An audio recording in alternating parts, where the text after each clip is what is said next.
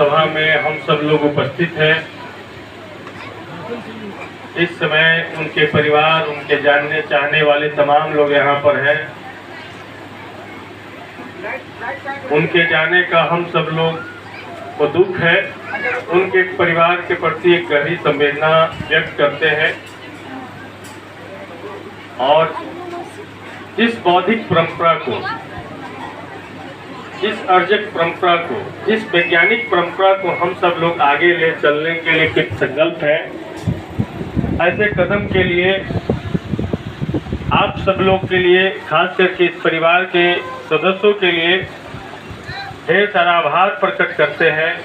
और चीमा जी की एक लाइन है, किले मसाले निकल पड़े हैं लोग मेरे गांव के, अब अंधेरा जीत लेंगे लोग मेरे गांव। तो जो अंधेरा में हम हैं, उस अंधेरा से जो बाहर निकलने का जो साहस आपने दिखाया, इसके लिए बहुत बहुत धन्यवाद। आज इस तरीके से सैकड़ों लोग भोजन कर रहे हैं, इनके याद में, विष्णुदेव प्रसाद जी की याद में। लेकिन हम जब आपका कार्ड जब मेरे पास आया, बहुत अच्छा लगा कार्ड पढ़ के। लेकिन आज भी एक भ्रांतियां है कि शोक संदेश का जो कार्ड है उजला छपेगा, उजला छपेगा, कोई बात नहीं, कोई कलर में छापिए, संदेश पहुंचाना काम है। लेकिन उसके पीछे में विष्णुदेव प्रसाद जी की जीवनी अगर 10 लाइन की लिखी गई होती तो भी 1000 कॉपी में पहुंच गया होता। और बाद में आप लोगों ने इसको ऐड किया है। दूसरा जो मृत्यु भोज है, वो मृत्यु भोज भी हम खास करके बहुजनों पर एक बोझ है। हमारा परिवार चला गया, बहुत दुख है कि विष्णुदेव प्रसाद जी बहुत संघर्ष करके, मजदूरी करके, किसानी करके अपने परिवार को खरखुरा जैसे जगह पर स्थापित किए होंगे। इनका बहुत दुख होगा परिवार का, इनका जगह कोई नहीं भर सकता है। लेकिन जब हम कार्ड बांटते हैं तो उसमें आमंत्रित करते हैं कि आइए मेरे यहाँ, हम 7 तरह के मिठाई बनाए, हम अपने पिताजी के जाने की खुशी में, आइए बैठ करके खाते हैं हम सब। मतलब कि आप समझते हैं कि किसी की मृत्यु पर यदि मिठाई बन रहा हो तो उसको सेलिब्रेशन कर सकते हैं। जैसे बर्थडे होता है तो केक काटते हैं, मिठाई बांटते हैं, सेलिब्रेट करते हैं। कोई मैट्रिक परीक्षा अच्छे नंबर से पास करता है तो लोग कहते हैं भाई मिठाई खिलाओ, बढ़िया नंबर से पास किया हमारा बेटा। कोई किसी की नौकरी लग जाती है, आपके यहाँ बाल बच्चा कोई होता है तो उस खुशी में लोग मिठाई बांटते हैं। लेकिन ये ब्राह्मणवादी परंपरा में ही किसी के मृत्यु पर यदि आप बूंदिया बनाए हैं तो आपको अफसोस है कि रसमलाई हम नहीं बना पाए, आपको अफसोस है कि काला जामुन हम नहीं बना पाए हैं, आपको अफसोस है कि हम 7 प्रकार का मिठाई नहीं बनाए हैं।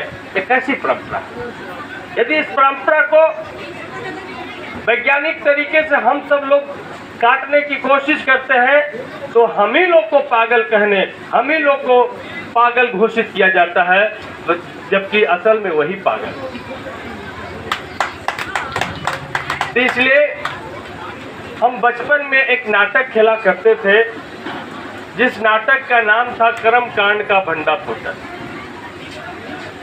उन नाटक में हम 4 भाई थे। हमारे पिताजी गुजर गए।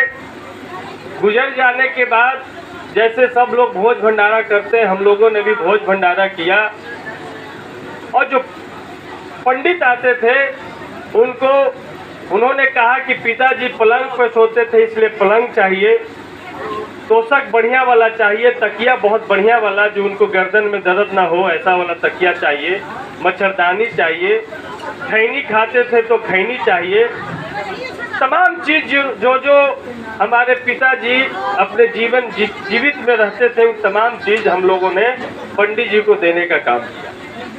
समय समय पे वो पंडित जी आते थे और कहते थे कि देखा जजमान से खैनी खत्म हो गए है, तो पिताजी के खैनी के बड़ी तकलीफ हो गई, तो बड़ा भाई खैनी ला के देते।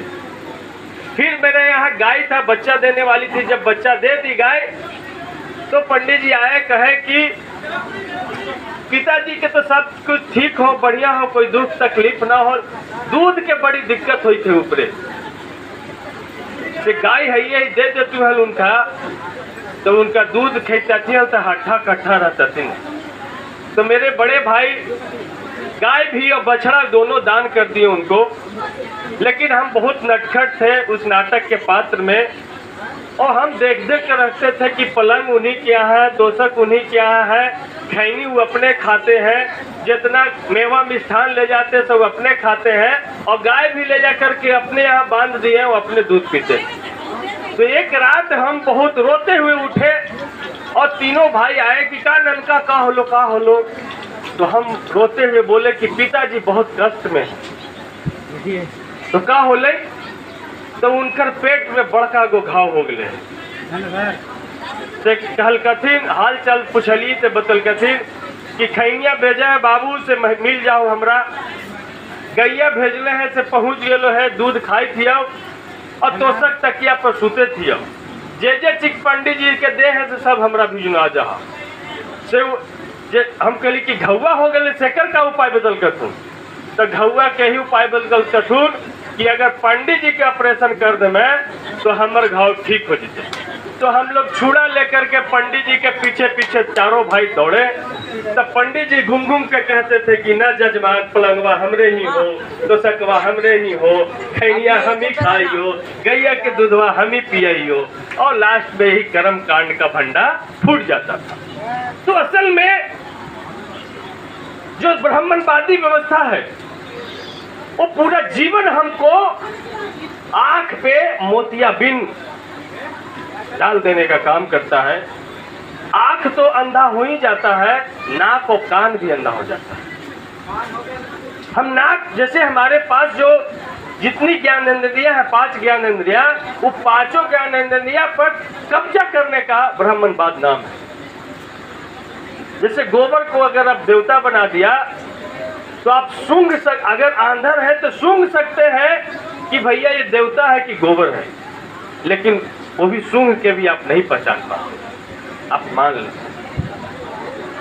और हम सब लोग ब्राह्मणवाद के सब लोग शिकार हैं। ब्राह्मणवाद का मूल आधार मनुस्मृति है। मनुस्मृति में भारत के बहुजनों के लिए कोई जगह नहीं है। सबसे पहले शिक्षा का कोई जगह नहीं है।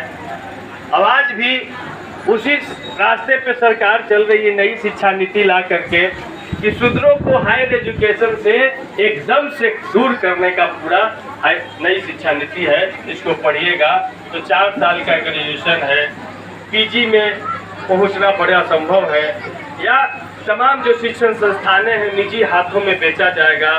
जेएनयू जैसे संस्थान को अडानी ग्रुप खरीदने के लिए बोली लगाएगा, ठीक है, मगर यूनिवर्सिटी के कोई बड़ी कंपनियां खरीदेगा और अपने तरह का कोर्स और अपने तरीके से फी तय करेगा। तो नई शिक्षा नीति में तमाम तरह के प्रावधान है। तो इसलिए हम तमाम लोगों को ये जो बुद्ध का विचार है, जो बुद्ध की धरती है, इन्होंने कहा आत्मदीपो भव, अपना दीपक स्वयं बनो। हमको स्वयं ज्ञान प्राप्त करना होगा, स्वयं हमको बुद्ध बनना होगा, स्वयं हमको अम्बेडकर बनना होगा, स्वयं हमको ललय सिंह यादव बनना होगा, जगदेव बाबू बनना होगा। यदि नहीं बनेंगे तो हमारे जो इतने पूर्वजों ने शहादत दिया है वो बेकार है। जब संत कबीर ने कहा कि पत्थर पूजे तो हरि मिले, तो मैं पूजू पहाड़, उससे चाकी भरे कि पीछ खाए संसार। तो इतनी सी छोटी सी बात, सरल बात हमको नहीं समझ में आया। संत रैदास ने कहा कि जीवन 4 दिवस के मेला रे, बाभन झूठा वेद भी झूठा, झूठा ब्रह्म अकेला रे। मंदिर भीतर बैठे मूर्ति, बाहर बैठा चेला रे। मंदिर मूर्ति कुछ न खाती, खाता बाभन चेला रे। जीवन 4 दिवस का मेला रे। इतना सरल भाषा में हमको समझाने का काम किया आज से 6.5 साल पहले। जब न कोई इंटरनेट था, न कोई मोबाइल था, न कंप्यूटर था, उस जमाने में हमको इतना मजबूत संदेश हमारे तक पहुंचाने का काम किया। लेकिन आज 650 साल बाद भी हम आँख पर से मोतियाबिंद हमारा नहीं हट पाया। हम अपने बेटे को डॉक्टर बना रहे हैं, हम अपने बेटे को इंजीनियर बना रहे हैं, हम अपने बेटे को प्रोफेसर बना रहे हैं, लेकिन इसका क्रेडिट सत्यनारायण भगवान को देते हैं, इसीलिए उनका पूजा कराते हैं। आप ललित सिंह यादव का, जगदेव बाबू का, डॉक्टर अंबेडकर का, पेरियार का या फिर ज्योतिबा फूले का कथा नहीं करवाते हैं, करवाते हैं सत्यनारायण का कथा। तो इसीलिए इस तरीके का कार्यक्रम जब जन जन में शुरुआत हो जाएगा तभी ब्राह्मणवाद भागेगा। और राजस्थान सरकार ने तो मृत्यु भोज पर प्रतिबंध भी लगाया है और इसी तरीके से हम सब लोग लड़ते रहेंगे। यकीन मानिए एक दिन बिहार में भी मृत्यु भोज पर प्रतिबंध लगेगा और पूरे देश में मृत्यु भोज पर प्रतिबंध लगेगा, क्योंकि ये जिसका परिवार मर जाता है उस पर अलग से आर्थिक बोझ। नियमता तो यही होना चाहिए कि जिसके यहाँ कोई मर जाए उसको 10 दिन मोहल्ला वाला लोग खिलाए, क्योंकि उनके यहाँ स्त्रियों का दोनों का बुरा हाल होता है, पुरुष भी मानसिक स्थिति से विचलित हो जाता है, तो मोहल्ले वाले